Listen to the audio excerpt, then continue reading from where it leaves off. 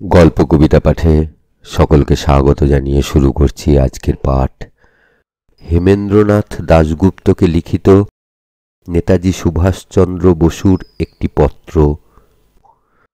Mandalay jail, 20/2/26। জনসাধারণের পাঠের জন্য স্বর্গীয় দেশবন্ধু চিত্তরঞ্জন দাস মহাশয়ের সম্বন্ধে কিছু লেখার মতো সাহস আমার হয় নাই, কখনো হইবে কিনা জানি না। ব্যক্তিগতভাবে তাহার সহিত আমার সম্বন্ধ এত গভীর রকমের ছিল যে অত্যন্ত অন্তরঙ্গ ভিন্ন আর কাহারও নিকট তাহার বিষয় কিছুই বলিতে ইচ্ছা হয় না। অধিকন্তু তিনি এত বড় ছিলেন এবং আমার হিসাবে আমি এত ক্ষুদ্র যে আমার সর্বদা মনে হয় যে তাহার প্রতিভা কত সর্বতোমুখী, হৃদয় কিরূপ উদার ও চরিত্র কত মহান ছিল, তাহা আজ পর্যন্ত সম্যক হৃদয়ঙ্গম করিতে পারি নাই। এরূপ অবস্থায় আমার ক্ষুদ্র হৃদয়, ক্ষীণ চিন্তাশক্তি ও দীন ভাষার সাহায্যে সেই প্রাতঃস্মরণীয় মহাপুরুষের বিষয়ে কিছু বলিতে যাওয়া আমার পক্ষে ধৃষ্টতা। তবে ইচ্ছা ও সামর্থ্য না থাকিলেও বন্ধুর অনুরোধে অনেক কাজ এ জীবনে করিতে হয়। তাই আমার বন্ধু শ্রীযুক্ত হেমেন্দ্রনাথ দাশগুপ্ত মহাশয়ের একান্ত অনুরোধে আমার এই প্রয়াস। দেশবন্ধু সম্বন্ধে আমি প্রত্যক্ষভাবে যতটুকু জানি এবং গভীর চিন্তা ও বিশ্লেষণের দ্বারা তাহার জীবনের ও তাহার পুণ্যময় কর্মের গূঢ় অর্থ আমি যতদূর বুঝিতে পারিয়াছি, তাহা লিখিতে গেলেও একটি পুস্তক হইয়া পড়িবে। অত কথা লিখিবার মতো ক্ষমতা বা মনের অবস্থা আমার নাই। এই জন্য বন্ধুর অনুরোধ রক্ষার নিমিত্ত আমি মাত্র কয়েকটি কথার উল্লেখ করিয়া ক্ষান্ত হইব। দেশবন্ধুর বৈচিত্র্যপূর্ণ জীবনের সকল কথা আমি অবগত নই। জীবনচরিতের মধ্যে যেসব কথা আজ পর্যন্ত প্রকাশিত হইয়াছে তাহাও বোধহয় আমি জানি না। তাহার জীবনের মাত্র 3 বৎসরকাল আমি তাহার সঙ্গে ছিলাম এবং অনুচর হইয়া তাহার কাজ করিয়াছিলাম। এই সময়ের মধ্যে চেষ্টা করিলে তাহার নিকট অনেক কিছু শিখিতে পারিতাম, কিন্তু চোখ থাকিতে কি আমরা চোখের মূল্য বুঝি? বিশেষত দেশবন্ধু সম্বন্ধে আমার ধারণা ও বিশ্বাস ছিল যে তিনি অন্তত আরো কয়েক বৎসর জীবিত থাকিবেন এবং তাহার ব্রত উদযাপন না হওয়া পর্যন্ত তিনি মর্ত্যলোকের কর্মভূমি হইতে অবসর গ্রহণ করিবেন না। দেশবন্ধু নিজের কোষ্ঠীকে খুব বিশ্বাস করিতেন। আমি অবিশ্বাসী হইলেও তাহার বিশ্বাস যে আমার মনের ওপর সংক্রামক প্রভাব বিস্তার করে নাই, এ কথা বলিতে পারি না। আমার যতদূর স্মরণ আছে তিনি বহুবার আমায় বলিয়াছেন যে সমুদ্র পারে 2 বৎসর কারাবাস তাহার ভাগ্যে ঘটিবে। কারাবাসের অবসানে তিনি সসম্মানে প্রত্যাবর্তন করিবেন, কর্তৃপক্ষের সহিত মিটমাট হইবে এবং তিনি রাজসম্মানে ভূষিত হইবেন। তারপর তাহার দেহত্যাগ ঘটিবে। সে সময়ে আমি বলিয়াছিলাম যে তাহার সহিত সমুদ্র পারে যাইতে আমিও প্রস্তুত। সত্য কথা বলিতে কি, সমুদ্র পারে আসার পর তাহার কোষ্ঠীর কথা স্মরণ করিয়া আমার মনে সর্বদা আশঙ্কা হইত পাছে তাহাকেও আসিতে হয়। কিন্তু সে দুর্ভাগ্য অপেক্ষা শতগুণে দারুণ দুর্ভাগ্য বাংলার তথা ভারতের ভাগ্যে ঘটিল। দেশবন্ধুর সহিত আমার শেষ দেখা আলিপুর সেন্ট্রাল জেলে। আরোগ্য লাভের জন্য এবং বিশ্রাম পাইবার ভরসায় তিনি সিমলা পাহাড়ে গিয়াছিলেন। আমাদের গ্রেপ্তারের সংবাদ পাইয়া তিনি তৎক্ষণাৎ সিমলা হইতে রওনা হইয়া কলিকাতায় আসেন। আমাকে দেখিতে তিনি আলিপুর সেন্ট্রাল জেলে 2 বার আসেন এবং আমাদের শেষ সাক্ষাৎ হয় আমার বহরমপুর জেলে বদলি হইবার পূর্বে। প্রয়োজনীয় কথাবার্তা শেষ হইলে আমি তাহার পায়ের ধুলো লইয়া বলিলাম, আপনার সঙ্গে আমার বোধহয় অনেক দিন দেখা হইবে না। তিনি তাহার স্বাভাবিক প্রফুল্লতা ও উৎসাহের সহিত বলিলেন, না, আমি তোমাদের শিগগির খালাস করে আনছি। হায়, তখন কে জানিত যে ইহজীবনে আর তাহার দর্শন পাইব না। সেই সাক্ষাতের প্রত্যেক ঘটনাটি, প্রত্যেক দৃশ্যটি, প্রত্যেক ভাষাটি পর্যন্ত আমার মানসপটে চিত্রের ন্যায় আজও অঙ্কিত আছে এবং বোধ করি চিরকাল অঙ্কিত থাকিবে। তাহার সেই শেষ স্মৃতিটুকু আমার প্রাণের সম্বল হইয়া দাঁড়াইয়াছে। জনমণ্ডলীর উপর দেশবন্ধুর অতুলনীয় অলৌকিক প্রভাবের গূঢ় কারণ কি? অনেকে এ প্রশ্নের সমাধান করিবার চেষ্টা করিয়াছেন। আমি সর্বপ্রথমে অনুচর হিসাবে তাহার প্রভাবের একটি কারণ নির্দেশ করিতে চাই। আমি দেখিয়াছি তিনি সর্বদা মানুষের দোষগুণ বিচার না করিয়া তাহাকে ভালোবাসিতে পারিতেন। তাহার ভালোবাসার উৎপত্তি হৃদয়ের সহজ প্রেরণা হইতে, সুতরাং তাহার ভালোবাসা গুণীর গুণের উপর নির্ভর করিত না। যাহাদিগকে আমরা সাধারণত ঘৃণায় ঠেলিয়া ফেলি, তিনি তাহাদিগকে বুকে টানিয়া লইতে পারিতেন। কত বিভিন্ন রকমের লোক তাহার হৃদয়ের টানে নিকটে আসিত এবং জীবনের কত ক্ষেত্রে এই নিমিত্ত তাহার প্রভাব ছিল। সমুদ্রে প্রকাণ্ড ঘূর্ণাবর্তের ন্যায় এই বিপুল জনসমাজে তিনি চারিদিক হইতে সকল প্রাণকে আকর্ষণ করিতেন।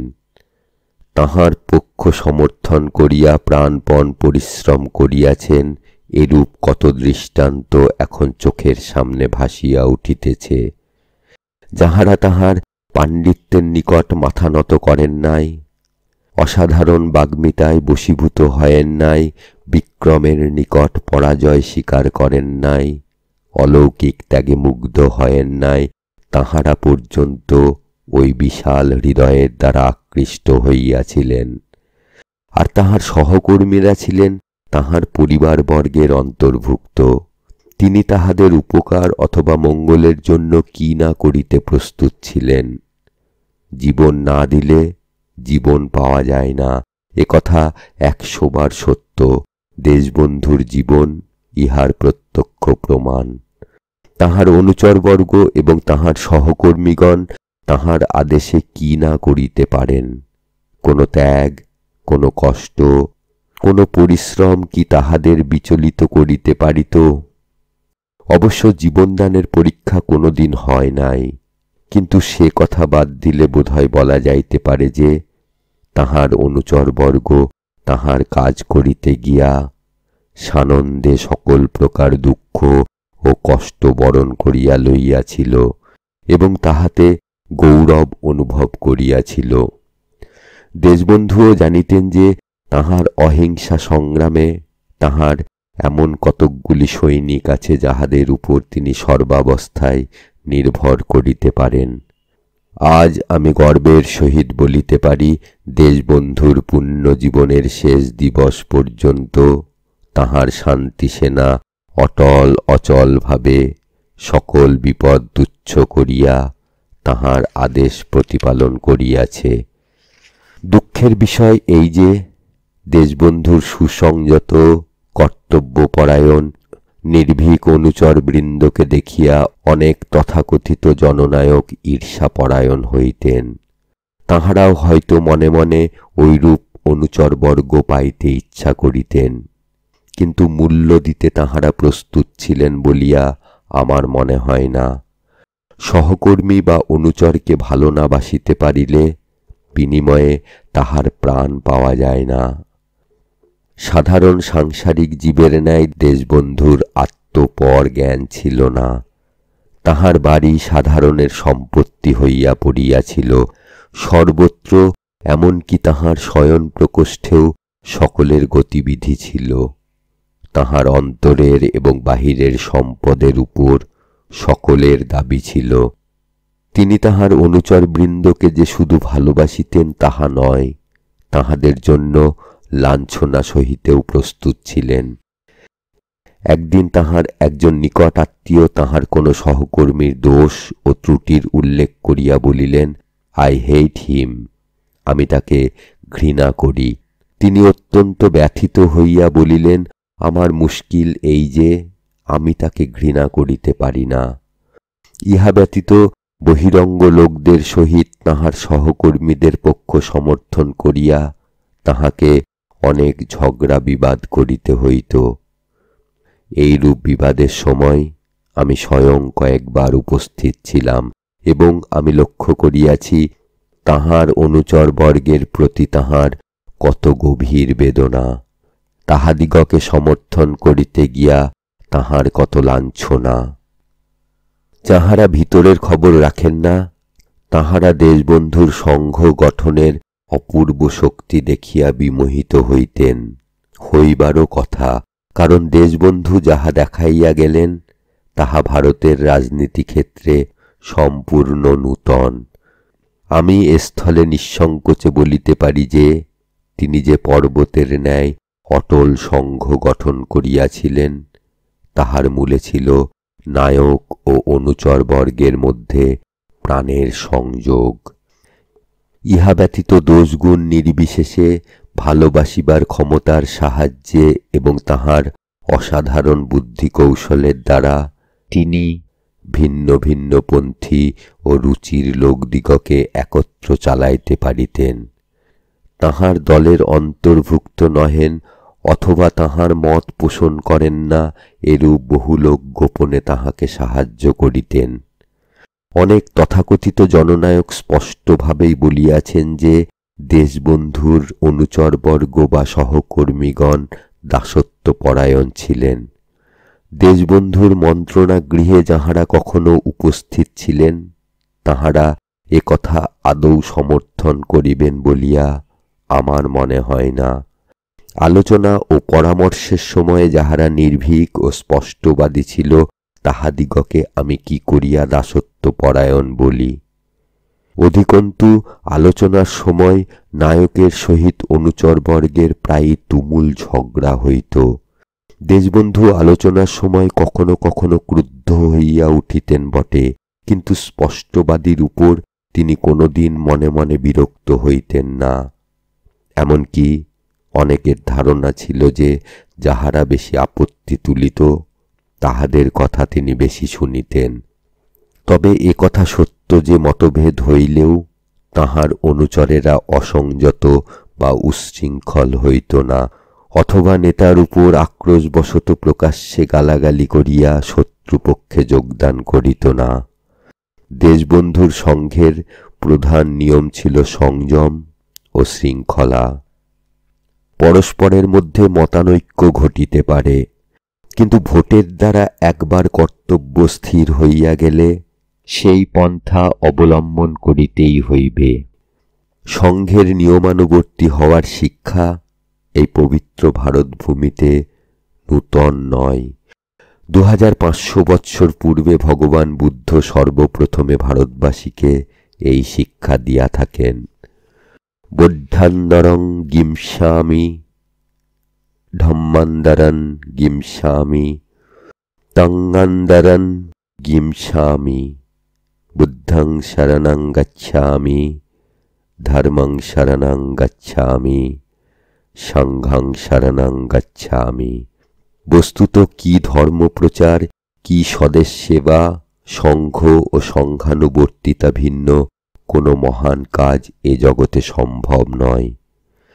আরেকটি অভিযোগ আমি শুনিয়াছি, রাজনীতির আবর্তে পড়িয়া দেশবন্ধুকে নাকি শিক্ষা দীক্ষা হিসাবে নিম্ন স্তরের লোকদিগের সাহচর্য করিতে হইত। 1921 খ্রিস্টাব্দ হইতে তাহার জীবনের শেষ দিবস পর্যন্ত যে সকল কর্মীর সংস্পর্শে দেশবন্ধু আসিয়াছিলেন তাহাদিগকে তিনি নিম্ন স্তরের লোক বলিয়া মনে করিতেন কিনা আমি জানি না। কথাবার্তায় তিনি সেরূপ ভাব কখনো প্রকাশ করেন নাই। হইতে পারে যে তাহার পাণ্ডিত্যের অভিমান ছিল না বলিয়া এবং তাহার স্বাভাবিক বিনয়বশত তিনি অন্তরের ভাব গোপন করিয়াছিলেন। কিন্তু একটা ঘটনা আমার স্পষ্ট মনে আছে। তাহার কারামুক্তির পর কলিকাতার ছাত্রবৃন্দ তাহাকে অভিনন্দন প্রদানের জন্য সভা করেন। অভিনন্দনপত্রে দেশবন্ধুর গুণগ্রামের উল্লেখ ছিল এবং দেশের জন্য তিনি কিরূপ ত্যাগ স্বীকার করিয়াছিলেন তাহারও বর্ণনা ছিল। তরুণের ভক্তি ও ভালোবাসার অর্ঘ্য যখন তাহার নিকট নিবেদিত হইল তখন দেশবন্ধুর হৃদয় উদ্বেলিত হইয়া উঠিল। তিনি ছিলেন চিরনবীন, চিরতরুণ, তাই তরুণের বাণী তাহার মর্মে গিয়া আঘাত করিত। তিনি যখন সভায় অভিনন্দনপত্রের উত্তর দিবার জন্য উঠিলেন, তখন তাহার অন্তরে ভাবের জোয়ার ছুটিতেছে। নিজের ত্যাগ ও কষ্টের কথা তুচ্ছ করিয়া তিনি বাংলার তরুণ সম্প্রদায়ের ত্যাগের কথা বলিতে আরম্ভ করিলেন, কিন্তু বেশি দূর বলিতে পারিলেন না। উচ্ছ্বসিত ভাবরাশি তাহার কণ্ঠরোধ করিল। নির্বাক নিষ্পন্দভাবে দাঁড়াইয়া রহিলেন। দুই গণ্ড বহিয়া পবিত্র অশ্রুবারি ঝরিতে লাগিল। তরুণের রাজা কাঁদিলেন, তরুণেরাও কাঁদিল। যাহাদের জন্য তাহার এত সমবেদনা, যাহাদের প্রতি তাহার এত ভালোবাসা, তাহাদিগকে তিনি কি করিয়া নিম্ন স্তরের লোক বলিয়া মনে করিতে পারেন, তাহা আমি কল্পনাও করিতে পারি না। অবশ্য যাহারা দেশবন্ধুর কাজ করিয়াছেন এবং এখনো করিতেছেন, তাহাদের মধ্যে শিক্ষা দীক্ষা, বিদ্যা বুদ্ধি অথবা আভিজাত্যের গর্ব নাই। আশা করি বিনয়রূপ পরম সম্পদ তাহারা কোনো দিন হারাইবেন না। দেশবন্ধুর শেষ পত্র আমি পাই পাটনা হইতে। সে পত্র আজ সুদূর ব্রহ্মদেশে। আমার নিকট তাহার অমূল্য শেষ স্মৃতিচিহ্ন। তাহার সহকর্মী ও অনুচরদের গ্রেপ্তারের পর তিনি যেরূপ যন্ত্রণায় কালক্ষেপ করিতেছিলেন, তাহার সুস্পষ্ট নিদর্শন সেই পত্রে ছিল। সে যন্ত্রণা যে কত তীব্র তা শুধু তিনিই বুঝিতে পারিতেন, যিনি তাহার প্রাণের পরিচয় পাইয়াছেন। 1921 ও 1922 খ্রিস্টাব্দে দেশবন্ধুর সহিত 8 মাস কাল কারাগারে কাটাইবার সৌভাগ্য আমার হইয়াছিল। তন্মধ্যে 2 মাস কাল আমরা পাশাপাশি সেলে ক্ষুদ্র প্রকোষ্ঠে প্রেসিডেন্সি জেলে ছিলাম এবং বাকি 6 মাস কাল আরো কয়েকজন বন্ধুর সহিত আলিপুর সেন্ট্রাল জেলের একটি বড় ঘরে ছিলাম। এই সময়ে তাহার সেবার ভার কতকটা আমার উপর ছিল। আলিপুর জেলে শেষ কয়েক মাস তাহার একবেলা রান্নাও আমাদিগকে করিতে হইত। গভর্নমেন্টের কৃপায় আমি যে 8 মাস কাল তাহার সেবা করিবার অধিকার ও সুযোগ পাইয়াছিলাম, ইহা আমার পক্ষে চরম গৌরবের বিষয়। 1921 খ্রিস্টাব্দে ডিসেম্বর মাসে গ্রেপ্তার হওয়ার পূর্বে আমি মাত্র 3-4 মাস কাল তাহার অধীনে কাজ করিয়াছিলাম। সুতরাং সেই সংকীর্ণ সময়ের মধ্যে তাহাকে ভালো রকম বুঝিবার সুবিধা আমার হয় নাই। তারপর যখন 8 মাস কাল একত্রে বাস করিবার সুযোগ ও সৌভাগ্য ঘটিল, তখন খাঁটি মানুষকে আমি চিনিতে পারিলাম। ইংরেজিতে একটা কথা আছে, ফ্যামিলিয়ারিটি ব্রিডস কন্টেম্পট। বেশি ঘনিষ্ঠতা হইলে নাকি অশ্রদ্ধা জন্মায়, কিন্তু দেশবন্ধু সম্বন্ধে বলিতে পারি যে ঘনিষ্ঠতার ফলে তাহার প্রতি আমার শ্রদ্ধা শতগুণে বাড়িয়াছে। এ কথা বোধহয় অন্যান্য সকলেই সমর্থন করিবেন। দেশবন্ধু যে সহজ ও অনাবিল রসিকতার অফুরন্ত ভাণ্ডার ছিলেন, এ কথা আমি জেলখানায় ভালো রকম বুঝিতে পারি। কত রকমের রসিকতার দ্বারা তিনি দিনের পর দিন সকলকে আমোদিত করিয়া রাখিতেন। প্রেসিডেন্সি জেলে আমাদের পাহারার জন্য সঙ্গীনধারী গুর্খা সৈনিক নিযুক্ত হইয়াছিল। একদিন সকালে উঠিয়া তিনি দেখিলেন গুর্খা সৈনিকের পরিবর্তে একজন রুলধারী হিন্দুস্থানি সিপাহী উপস্থিত। অমনি তিনি বলিয়া উঠিলেন, কি হে সুভাষচন্দ্র, শেষটা অসি ছেড়ে বাঁশি, আমরা কি এতই নিরীহ? তাহাকে চেষ্টা করিয়া অথবা ভাবিয়া চিন্তিয়া রসিকতা করিতে হইত না। পর্বত নির্ঝরিণীর ন্যায় তাহার রসিকতা আপনার প্রেরণায় আপনি ছুটিত। আমি তাহার এই গুণের বিশেষ উল্লেখ করিলাম, তার কারণ এই যে জাতি হিসাবে আধুনিক বাঙালির মধ্যে রসের বোধ কিছু কম। আমি অন্যান্য বিদেশীয় জাতির সহিত তুলনা করিয়া কথা বলিতেছি, হইতে পারে ভারতের অন্যান্য জাতির অপেক্ষা এখনো বাঙালির রসবোধ বেশি। রসবোধ থাকিলে মানুষ প্রতিকূল ঘটনার আঘাতে সহজে কাতর হয় না, সর্বাবস্থায় মজা লুটিতে পারে। জেলখানার একঘেয়ে জীবনের আবর্তে পড়িলে কথার সত্যতা হাড়ে হাড়ে বুঝা যায়। দেশবন্ধুর রসিকতা এত সহজ ও অনাবিল ছিল যে বয়সের তারতম্য অথবা আমাদের সম্বন্ধের দরুন আমরা কোনরূপ সংকোচ বোধ করিতাম না। ইংরেজি ও বাংলা সাহিত্যে তাহার গভীর পাণ্ডিত্য ছিল এবং ইংরাজ কবিদের মধ্যে তিনি ব্রাউনিংয়ের অত্যন্ত অনুরক্ত ছিলেন। ব্রাউনিংয়ের অনেক কবিতা তাহার কণ্ঠস্থ ছিল, তথাপি কারাগৃহে ব্রাউনিংয়ের কবিতাগুলি তিনি বারংবার পাঠ করিতে ভালোবাসিতেন। দৈনন্দিন কথাবার্তা ও রসিকতার মধ্যে তিনি সাহিত্য হইতে এত কথা উদ্ধার করিতেন যে নিজে ভাষ্য করিয়া না দিলে আমার পক্ষে সময়ে সময়ে রসবোধ করা অসম্ভব হইয়া উঠিত।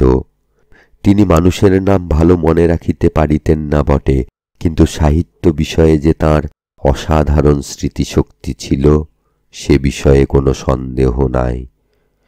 দৈনন্দিন জীবনের মধ্যে সাহিত্যের অবতারণা করিয়া তিনি যেরূপ সাহিত্যকে সজীব করিয়া সর্বসাধারণের উপভোগের বস্তু করিতে পারিতেন, এরূপ আর কয়জন সাহিত্যিক করিতে পারিতেন বা পারেন তাহা আমি বলিতে পারি না।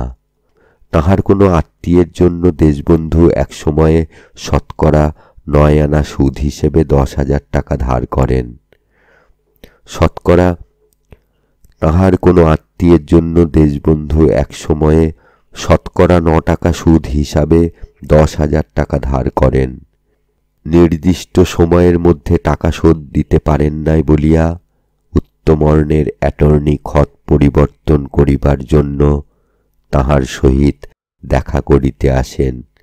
দেশবন্ধু তখন আলিপুর জেলে এবং আমরা তাহার নিকটেই। তাহার পুত্র চিররঞ্জনও সেখানে ছিলেন। তাহার নিকট শুনিলাম যে এই ঋণের কথা পরিবারবর্গের মধ্যে আর কেহ ইতিপূর্বে জানিতেন না। যে আত্মীয়ের জন্য টাকা ধার করা হইয়াছিল খত পরিবর্তনের সময়ে তিনি লক্ষপতি, কিন্তু দেশবন্ধু দ্বিরুক্তি না করিয়া নূতন খতে দস্তখত করিয়া দিলেন।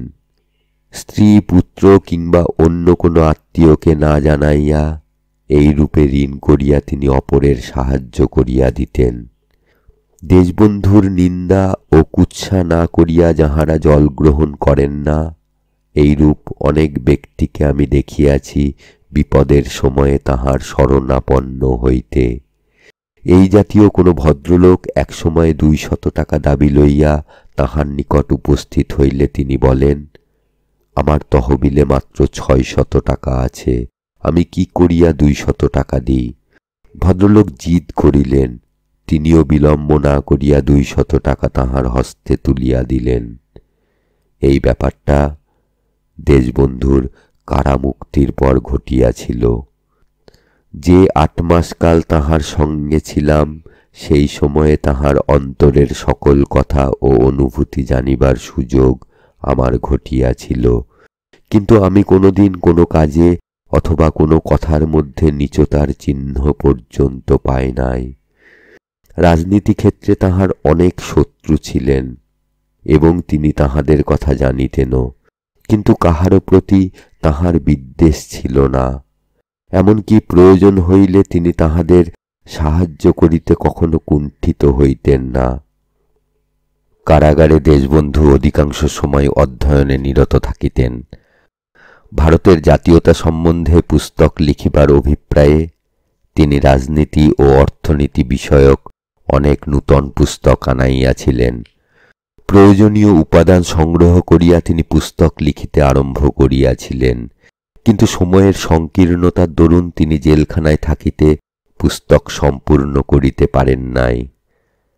বাহিরে আসিয়া তাহাকে পুনর্বার কর্মসমুদ্রে ঝাঁপ দিতে হইল বলিয়া তিনি জীবদ্দশায় তাহার আরব্ধ কাজ শেষ করিতে পারেন নাই।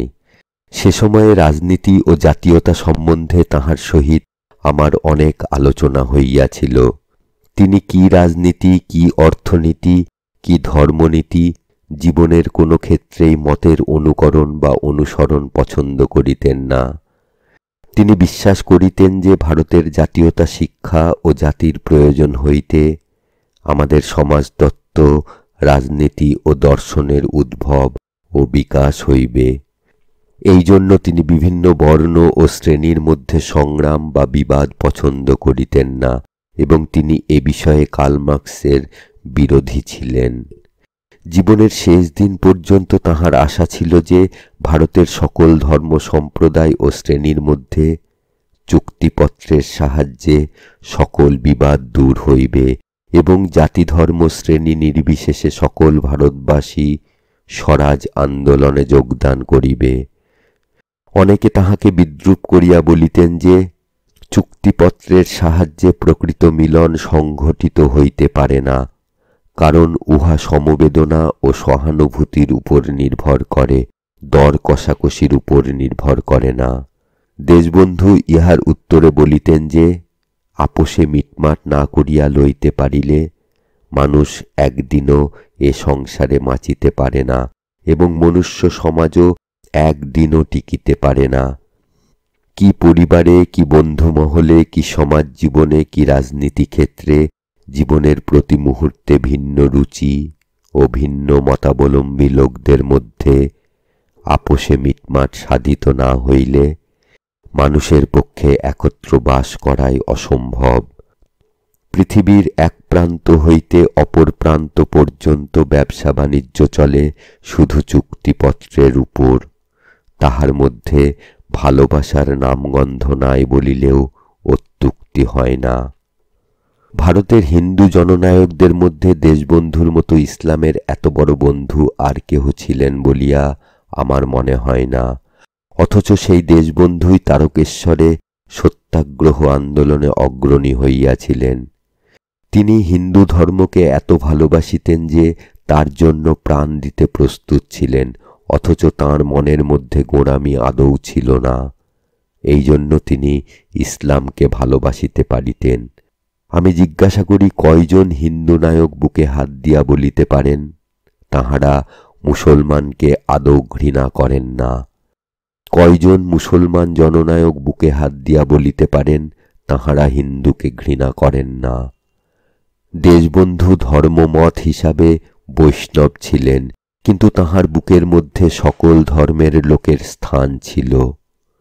চুক্তিপত্রের দ্বারা বিবাদ ভঞ্জন হইলেও তিনি বিশ্বাস করিতেন না যে শুধু তাঁহারই দ্বারা হিন্দু ও মুসলমানের মধ্যে প্রীতি ও ভালোবাসা জাগরিত হইবে। তাই তিনি শিক্ষার দিক দিয়া হিন্দু ধর্ম ও ইসলামের মধ্যে মৈত্রী সংস্থাপনের চেষ্টা করিতেন। হিন্দু শিক্ষা ও ইসলামীয় শিক্ষার মধ্যে কোথাও মিল পাওয়া যায় কিনা এ বিষয়ে কারাগারে মৌলানা আকরাম খাঁর সহিত তাঁহার প্রায়ই আলোচনা হইত। আমার যতদূর স্মরণ আছে, হিন্দু মুসলমানের শিক্ষার মিলনের বিষয়ে মৌলানা সাহেব পুস্তক বা প্রবন্ধ লিখিতে রাজি হইয়াছিলেন। ভারতে স্বরাজের প্রতিষ্ঠা হইবে উচ্চ শ্রেণীর স্বার্থসিদ্ধির জন্য নয়, জনসাধারণের উপকার ও মঙ্গলের জন্য।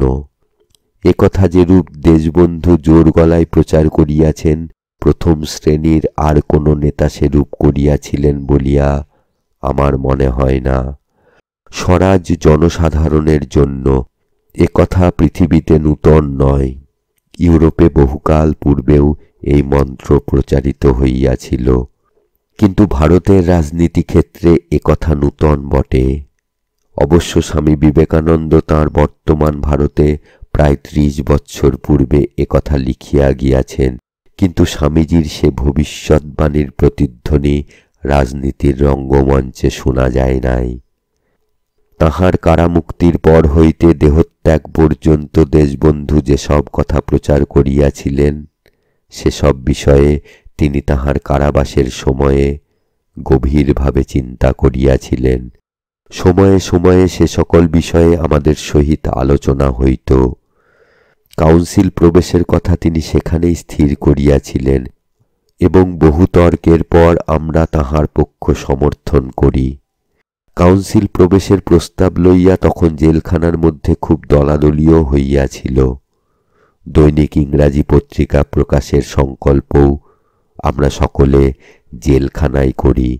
তবে দুঃখের বিষয়, তাহার কতকগুলি মহৎ সংকল্প আজও কাজে পরিণত হয় নাই।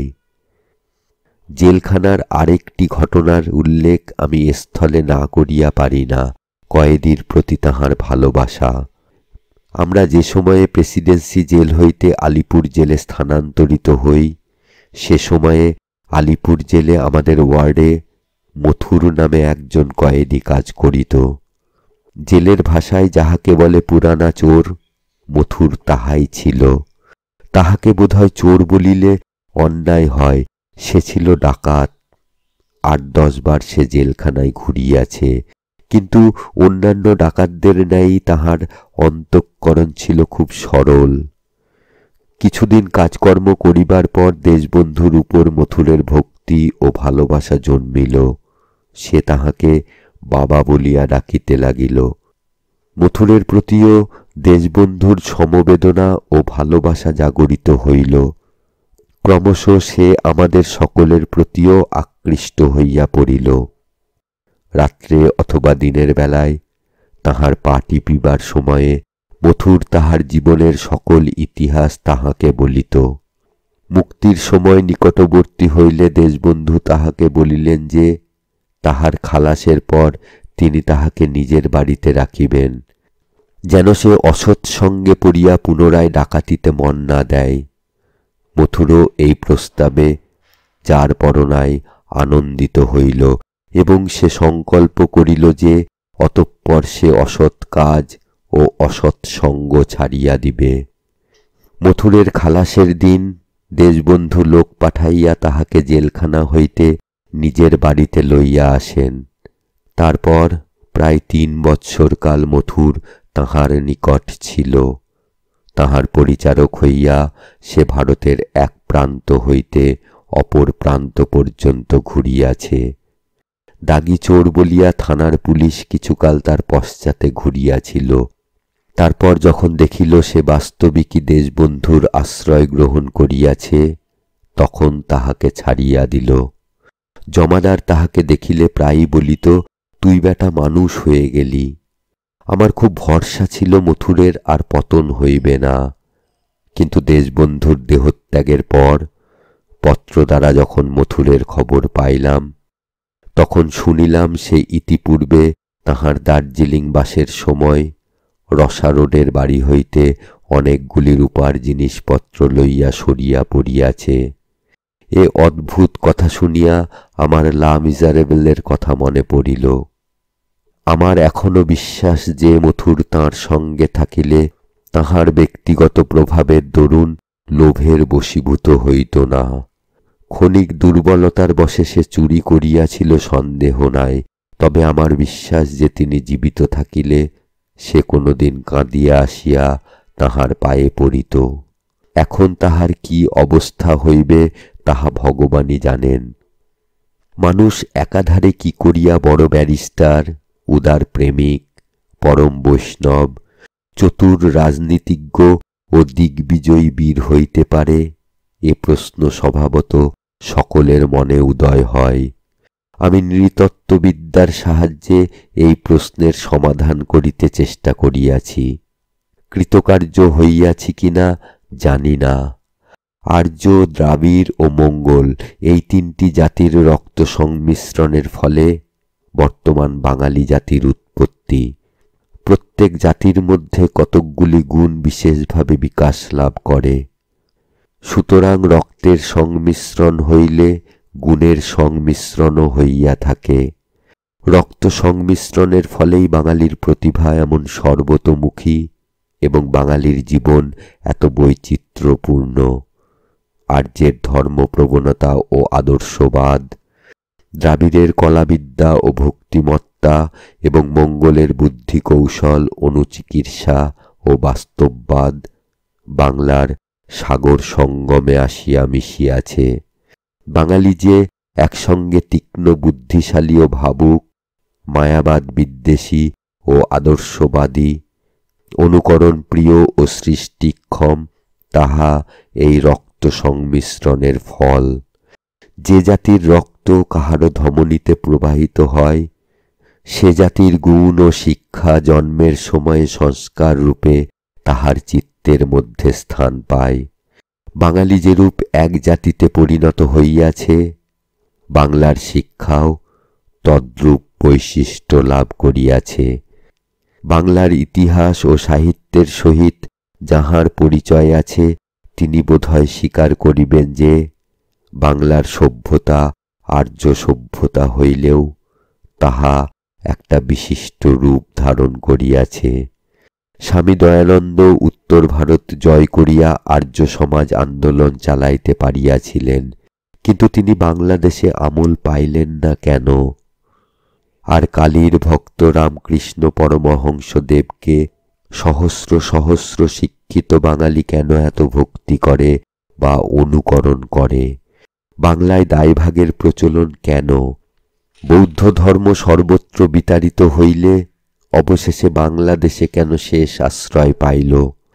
বাংলাদেশে কেন নব্য ন্যায়ের উৎপত্তি হইয়াছিল? বাংলা শঙ্করের মায়াবাদ গ্রহণ করে নাই কেন?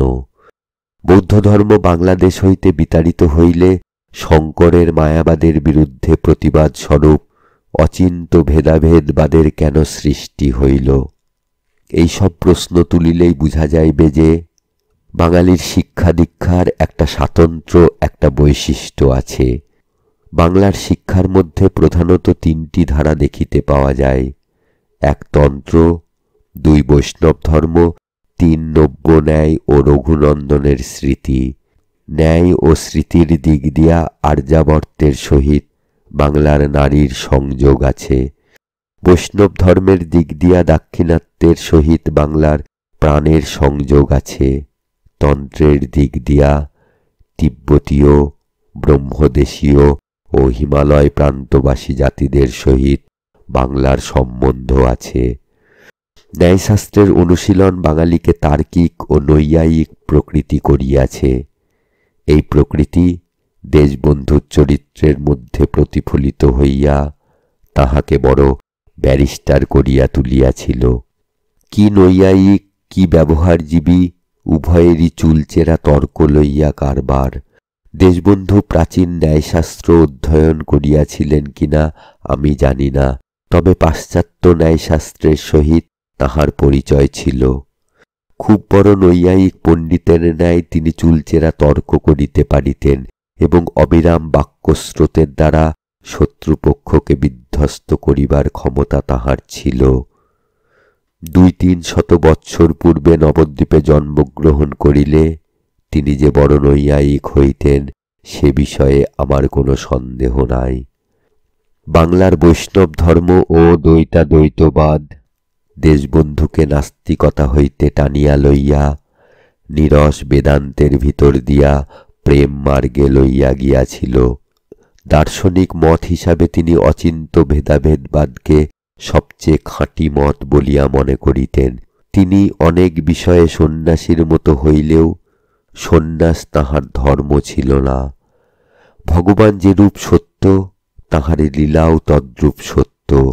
ব্রহ্ম সত্য বলিয়া জগৎ মিথ্যা নয়। অতএব ভগবানকে পাইতে হইলে রূপ, রস, গন্ধ, শব্দ, স্পর্শ এসব বর্জন করিবার কোনো প্রয়োজন নাই। ভগবানের লীলা অনন্ত। সে লীলার রঙ্গমঞ্চ শুধু বহির্জগতে নয়, মানুষের অন্তরেও।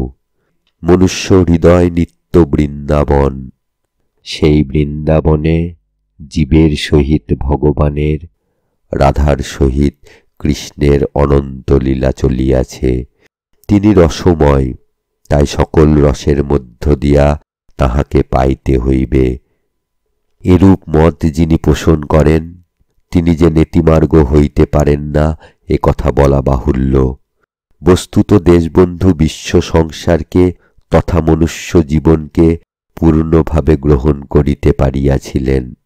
দ্বৈতাদ্বৈতবাদের সাহায্যে যে জীবনের সকল প্রকার বিরোধ দূর হইয়া যায় এবং সর্বত্র সামঞ্জস্য সংস্থাপিত হয়, এ কথা তিনি বিশ্বাস করিতেন। তাই বৈষ্ণব ধর্ম হইয়াছিল তাঁহার জীবনের শেষ আশ্রয়।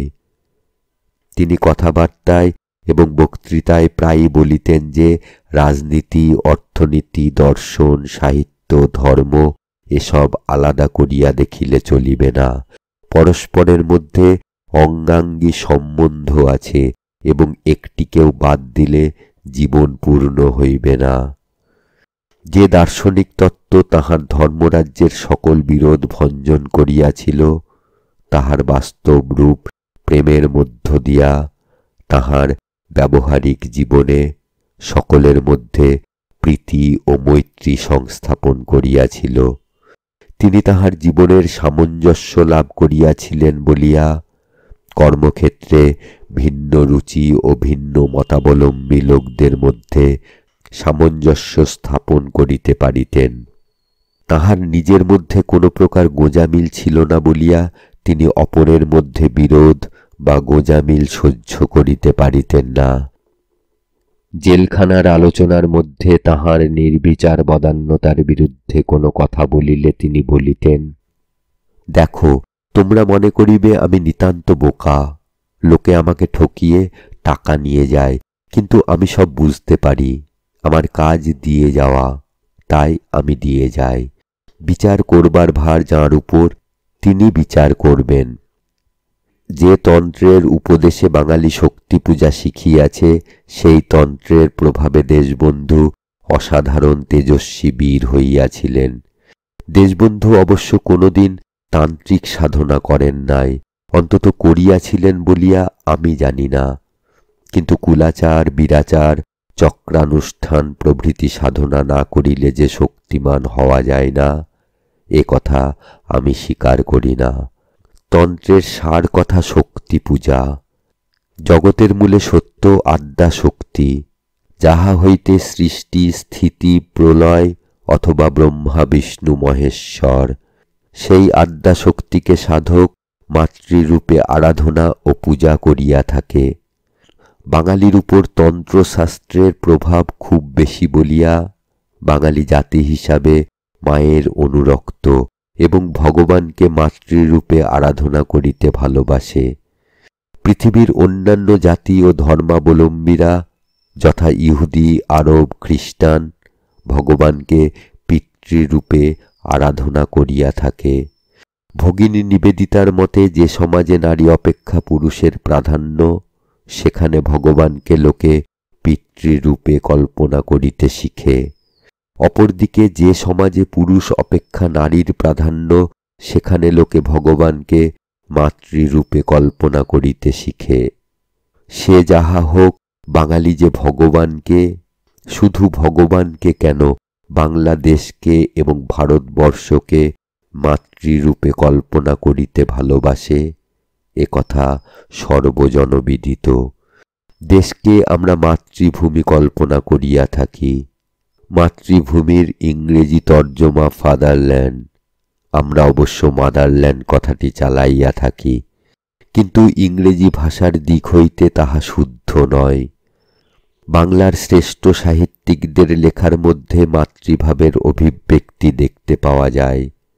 বঙ্কিমচন্দ্র লিখিয়াছেন, সুজলাং সুফলাং মলয়জ শীতলাং শস্য শ্যামলাং মাতরম।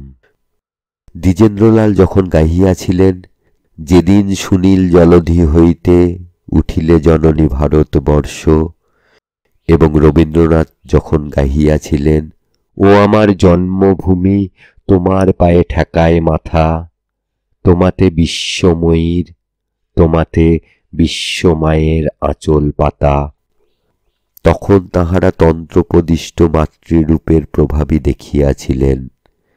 দেশবন্ধু মাতৃরূপের অনুরাগী ছিলেন। পারিবারিক জীবনে তাহার মাতৃভক্তির কথা অনেকেই জানেন। আলিপুর জেলে তিনি বঙ্কিমচন্দ্রের লেখা আমাদিগকে প্রায়ই পড়িয়া শুনাইতেন।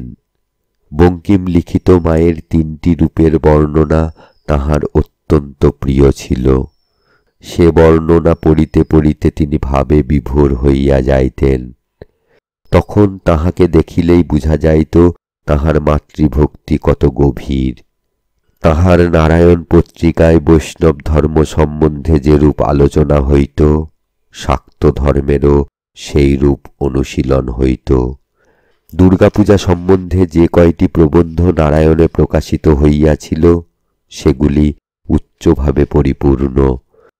দেশবন্ধুর ব্যবহারিক জীবনেও আমরা তন্ত্রের প্রভাব দেখিতে পাই।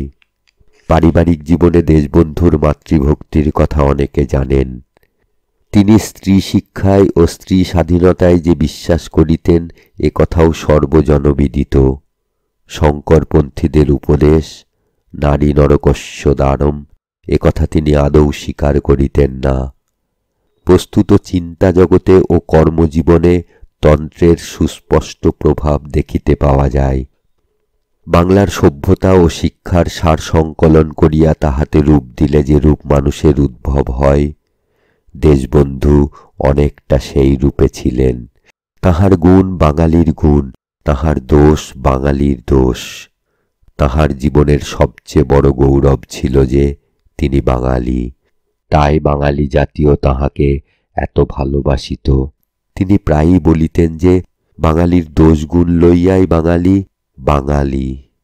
কেহ বাঙালিকে ভাবপ্রবণ বলিয়া ঠাট্টা বা বিদ্রূপ করিলে তিনি ব্যথিত হইতেন। তিনি বলিতেন, আমরা ভাবপ্রবণ, ইহাই আমাদের গৌরবের বিষয়, তার জন্য লজ্জিত হইবার কোনো কারণ নাই। বাংলার যে একটা বৈশিষ্ট্য আছে, বাংলার প্রকৃতিরূপে, বাংলার সাহিত্যে, বাংলার গীতি কবিতায়, বাঙালির চরিত্রে যে সে বৈশিষ্ট্য মূর্ত হইয়া উঠিয়াছে, এ কথা দেশবন্ধু যেরূপ জোরের সহিত প্রকাশ করিয়া গিয়াছেন, তাহার পূর্বে সেরূপ আর কেহ করিয়াছিলেন বলিয়া আমার মনে হয় না। অবশ্য এ ভাব তাহার সম্পূর্ণ নিজস্ব নয়। বঙ্কিম, ভূদেব প্রভৃতি মনীষীবৃন্দ এই ভাবের সূত্রপাত করিয়াছিলেন, এবং তাহারা সাহিত্য ও শিক্ষার দিক দিয়া যে বৈশিষ্ট্য ফুটাইয়া তুলিয়াছিলেন, দেশবন্ধু তাহা অনুসরণ করিয়াছিলেন। তথাপি আমি বলিতে বাধ্য, দেশবন্ধু যেরূপ গভীরভাবে এই চিন্তার ধারা হৃদয়ঙ্গম করিয়াছিলেন, নারায়ণ পত্রিকার ভিতর দিয়া ও অন্যান্য উপায়ে তিনি এই ভাবের প্রচারের জন্য এবং তদ্বিষয়ে মৌলিক গবেষণার সহায়তার নিমিত্ত এত পরিশ্রম ও অর্থ ব্যয় করিয়াছিলেন যে বাঙালি চিরকাল তাহার নিকট কৃতজ্ঞ থাকিবে। ব্যক্তিগতভাবে আমি বলিতে পারি যে বাংলার বৈশিষ্ট্যের কথা আমি তাহার মুখের বাণী ও লেখা হইতে শিখিয়াছি। মনুষ্য জাতির শিক্ষা এক না বহু, এ প্রশ্ন অনেকে তুলিয়াছেন। কেহ বলেন যে শিক্ষার মধ্যে ভেদ নাই, শিক্ষা একই, তাহারা অদ্বৈতবাদী। অপরে বলেন যে শিক্ষার মধ্যেও জাতি আছে, অতএব শিক্ষা বহু, তাহারা দ্বৈতবাদী। দেশবন্ধু কিন্তু ছিলেন দ্বৈতাদ্বৈতবাদী। শিক্ষা বহু বটে, একও বটে। মূলত যদিও মনুষ্য জাতির শিক্ষা এক, তথাপি সেই একের বিকাশ বহুর মধ্য দিয়া, বৈচিত্র্যের মধ্য দিয়া। উদ্যানে যেরূপ নানা প্রকার বৃক্ষ থাকে এবং সেই সকল বৃক্ষে বিভিন্ন রকমের ফুল ফুটিয়া থাকে, মানব সমাজের মধ্যেও তদ্রূপ নানা প্রকার শিক্ষা বিকাশ লাভ করে। এই সকল পুষ্প ও বৃক্ষ লইয়া যেরূপ একটা উদ্যানের সত্তা বিভিন্ন শিক্ষার সমাবেশে, সেরূপ মনুষ্য জাতির শিক্ষা। প্রত্যেক জাতি নিজ নিজ শিক্ষার বিকাশ সাধন করিলে তার ফলে বিশ্ব মানবের শিক্ষা পরিপুষ্ট হয়। জাতীয় শিক্ষাকে বর্জন করিয়া অথবা অবহেলা করিয়া বিশ্ব মানবের সেবা সম্ভবপর হয় না। দেশবন্ধুর স্বদেশ প্রেমের পরিণতি বিশ্বপ্রেমে, কিন্তু তিনি স্বদেশ প্রেমকে বাদ দিয়া বিশ্বপ্রেমিক হইবার প্রয়াস পান নাই। অপরদিকে তাহার স্বদেশ প্রেম তাহাকে আত্যন্তিক স্বার্থপরতার দিকে লইয়া যাইতে পারে নাই। দেশবন্ধু তাহার স্বদেশ প্রেমের মধ্যে বাঙালিকে ভুলিয়া যাইতেন না, অথবা বাংলাকে ভালোবাসিতে গিয়া স্বদেশকে ভুলিতেন না। তিনি বাংলাকে ভালোবাসিতেন প্রাণ দিয়া, কিন্তু তাহার ভালোবাসা বাংলার চতুষ্সীমার মধ্যে আবদ্ধ ছিল না। বাংলার বাহিরে তাহার যে সকল সহকর্মী ছিলেন, তাহাদের নিকট শুনিয়াছি যে দেশবন্ধুর সংস্পর্শে আসিবার অল্পদিনের মধ্যেই তাহারা তাহার হৃদয়ের দ্বারা আকৃষ্ট হইয়াছিলেন। মহারাষ্ট্র দেশে তিনি তিলক মহারাজের ন্যায় ভক্তি ও ভালোবাসা পাইতেন। মহারাষ্ট্রীয়গণও তাহার নিকট তদনুরূপে ভালোবাসা ও সহানুভূতি পাইতেন। দেশবন্ধু বলিতেন, বাংলাকে স্বরাজ আন্দোলনে অগ্রণী হইতে হইবে। 1920 খ্রিস্টাব্দে বাংলা স্বরাজ আন্দোলনের নেতৃত্ব হারাইয়াছিল, কিন্তু তাহার প্রাণপণ চেষ্টা ও পরিশ্রমের ফলে বাংলা আবার 1923 খ্রিস্টাব্দে নেতৃত্ব ফিরিয়া পায়। দেশবন্ধুর দেহত্যাগের সঙ্গে সঙ্গে বাংলা আবার নেতৃত্ব হারাইয়াছে। কবে ফিরিয়া পাইবে ভগবানই জানেন। আরেকটি কথা দেশবন্ধু প্রায়ই বলিতেন, ভারতবর্ষের কোনো আন্দোলন বাংলাদেশে চালাইতে হইলে তার উপর বাংলার ছাপ দিয়া লইতে হইবে। তিনি বলিতেন যে সত্যাগ্রহ আন্দোলন বাংলায় চালাইতে হইলে আগে বাংলার উপযোগী করিয়া লইতে হইবে। বাস্তব জীবনের সহিত যাহাদের ঘনিষ্ঠ পরিচয় আছে, তাহারা এই মত সমর্থন না করিয়া পারিবেন না। জনসাধারণের উপর, এমনকি তথাকথিত বড়লোকদের উপরও দেশবন্ধুর আশ্চর্য প্রভাব লক্ষ্য করিয়া সকলেই বিস্ময়ে মুগ্ধ হইয়াছে। কেহ কেহ তাহার প্রভাবের কারণ বুঝিবার চেষ্টা করিয়াছেন। তিনি যখন যাহা সংকল্প করিয়াছেন, তখন তাহা সাধন করিয়াছেন। মন্ত্রং বা সাধয়েয়ম শরীরং বা পাতয়েয়ম, এই বাণী তাহার হৃদয়ের মধ্যে গাঁথা ছিল। দুর্বার বিক্রমে যখন যে পথে চলিতেন, কেহ তাহাকে রোধ করিতে পারিত না। সমুদ্রের তরঙ্গায়িত জলরাশির ন্যায় সকল বাধা বিঘ্ন অতিক্রম করিয়া আপনার বেগে আপন আদর্শের পানে ছুটিতেন। প্রিয়জনের আর্তনাদ অথবা অনুচরবর্গের সাবধান বাণীও তাহাকে ফিরাইতে পারিত না। এই দিব্য শক্তি দেশবন্ধু কোথা হইতে পাইলেন? সে শক্তি কি সাধনার দ্বারা লভ্য? আমি পূর্বেই বলিয়াছি যে দেশবন্ধু শক্তির সাধক হইলেও তিনি তন্ত্রমতে শক্তির সাধনা করেন নাই। তাহার প্রাণ ছিল বড়, আকাঙ্ক্ষা ছিল বড়।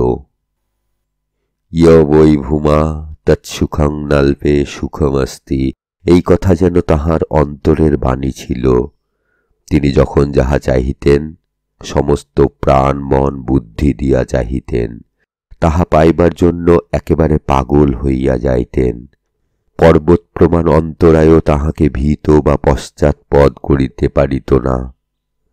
নেপোলিয়ন বোনাপার্ট যেরূপ এক সময়ে তাহার সম্মুখে আল্পস পাহাড় দেখিয়া বলিয়াছিলেন, there shall be no Alps, আমার সম্মুখে আল্পস পাহাড় দাঁড়াইতে পারিবে না। তিনিও সকল বাধা বিঘ্নকে তুচ্ছ জ্ঞান করিতেন। কি সম্বল লইয়া তিনি ফরওয়ার্ড পত্রিকা প্রকাশে ও কাউন্সিল জয়ের চেষ্টায় হস্তক্ষেপ করিয়াছিলেন, এ সংবাদ যিনি জানেন, তিনি এই উক্তি সমর্থন করিবেন। আমরা কোনো প্রকার অসুবিধা বা বাধার কথা তুলিলে তিনি ধমক দিয়া বলিতেন, তোমরা একেবারে নির্ভরসা, তোমরা পেসিমিস্ট। আমারও কাজ ছিল যেখানে কোনো বিপদ বা অসুবিধার আশঙ্কা, সেই কথাটি তুলিয়া ধরা। তাই তিনি প্রায়ই বলিতেন, ইউ ইয়াং ওল্ড মেন, ওহে অকাল বৃদ্ধ যুবক বৃন্দ, যাহারা মনে করেন যে দেশবন্ধু মদরথ প্রকৃতির ছিলেন এবং যুবকদের পাল্লায় পড়িয়া তিনি ইচ্ছার বিরুদ্ধে চরমপন্থীর ন্যায় কাজ করিতেন, তাহারা তাহার স্বভাব ও প্রকৃতি সম্বন্ধে কিছুই জানেন না। বস্তুত তিনি ছিলেন চিরনবীন, চিরতরুণ। তিনি তরুণদের আশা আকাঙ্ক্ষা বুঝিতে পারিতেন, তাহাদের সুখ দুঃখের সহিত সহানুভূতি করিতে পারিতেন। তিনি তরুণদের সঙ্গ ভালোবাসিতেন, তাই তরুণরাও তাহার পার্শ্ব ছাড়িতে চাহিত না। এইসব কারণে আমি পূর্বে দেশবন্ধুকে তরুণের রাজা বলিয়াছি। তাহার ত্যাগ, পাণ্ডিত্য, বুদ্ধি, কৌশল প্রভৃতি গুণের কথা দেশবাসী অবগত আছেন, সে সম্বন্ধে আর কিছু বলিবার নাই। তাহার অলৌকিক প্রভাবের আর একটি কারণ বলিয়া আমি ক্ষান্ত হইব।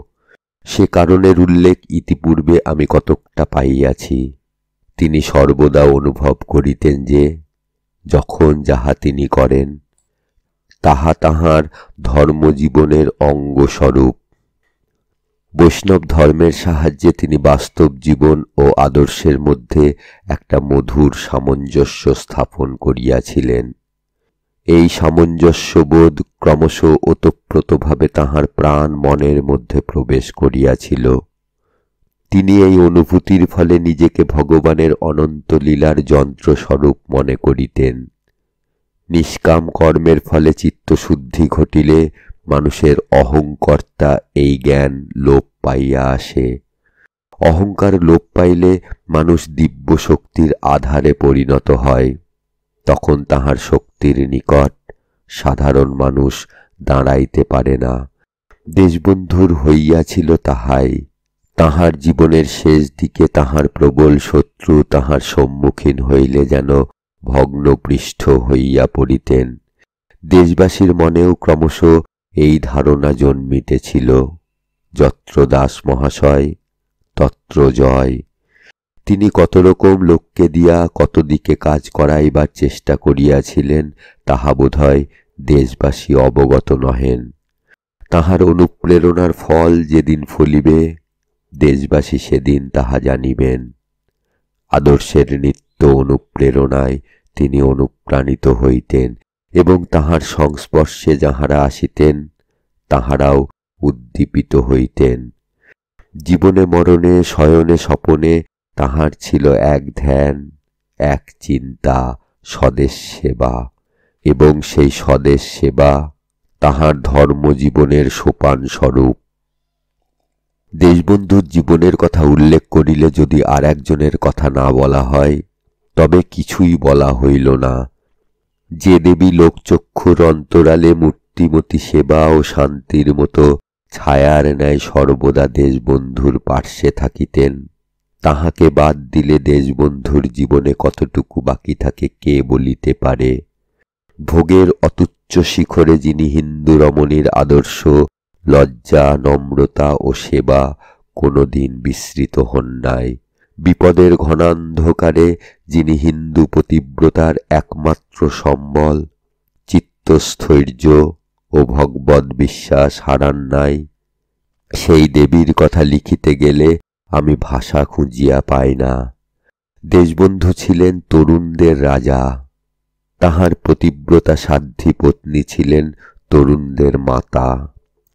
দেশবন্ধুর দেহত্যাগের পর তিনি আজ শুধু চিররঞ্জনের মাতা নন, শুধু তরুণদের মাতা নন, তিনি আজ নিখিল বঙ্গের মাতা। বাঙালির হৃদয়ের সর্বশ্রেষ্ঠ অর্ঘ্য আজ তাহার চরণে সমর্পিত। আলিপুর মামলায় অরবিন্দবাবুর সমর্থনকালে দেশবন্ধু ওজস্বিনী ভাষায় বলিয়াছিলেন, "He will be looked upon as the poet of patriotism, as the prophet of nationalism, and the lover of humanity. His words will be echoed and re-echoed, etc." এই কথাগুলি কি আজ দেশবন্ধু সম্বন্ধে প্রযোজ্য নয়?